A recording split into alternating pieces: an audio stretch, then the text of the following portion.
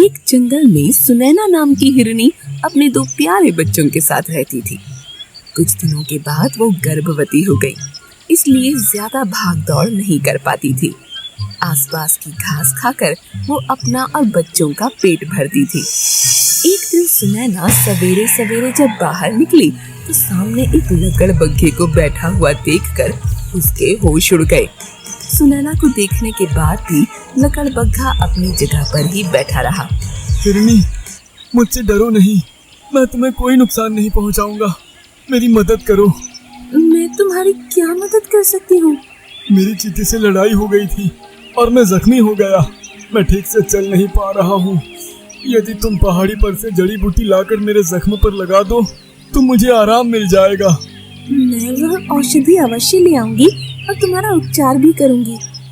सुनैना को लकड़बग्घे की बात पर विश्वास हो गया और वो जड़ी बूटी लाने के लिए पहाड़ की तरफ चल पड़ी।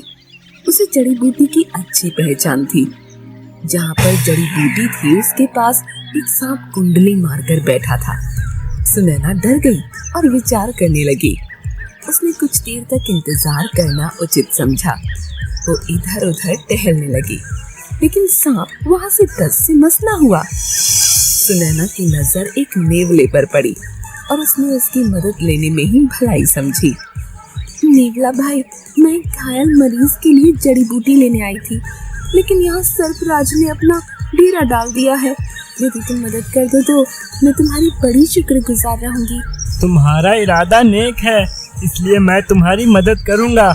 नेवला जब सांप के निकट पहुंचा तो सांप डर गया और भाग गया। सुनैना ने जड़ी बूटी ली और नेवले का धन्यवाद करते हुए तेजी से अपने घर की तरफ चली आई। उसने घायल लकड़बग्घे को जड़ी बूटी लगा दी और आराम करने को कहा। कुछ दिनों में लकड़बग्घा पूरी तरह से स्वस्थ हो गया। वो उसी इलाके में रहने लगा। उसकी हिरनी से अच्छी दोस्ती हो गई और हिरनी के बच्चे भी उससे पूरी तरह से हिल मिल गए थे। एक दिन हिरनी अपने दोनों बच्चों के साथ वहीं पास में घास चर रही थी। लकड़बग्घा भी पेड़ के नीचे खड़ा उन बच्चों के क्रियाकलाप को देख रहा था। अचानक हिरनी को प्रसव पीड़ा होने लगी। वो धीरे धीरे झाड़ी के अंदर चली गई। मामा, माँ अंदर क्यों चली गई? मेरे भांजे, तुम्हारी माँ की तबीयत ठीक नहीं है, वो आराम करने के लिए गई है। तुम लोग यहीं आराम से रहो।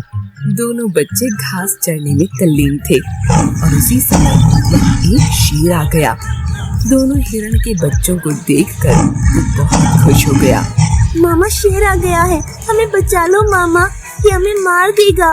बच्चों, चिंता मत करो, घर के अंदर जाओ, मैं इससे निपट लूंगा।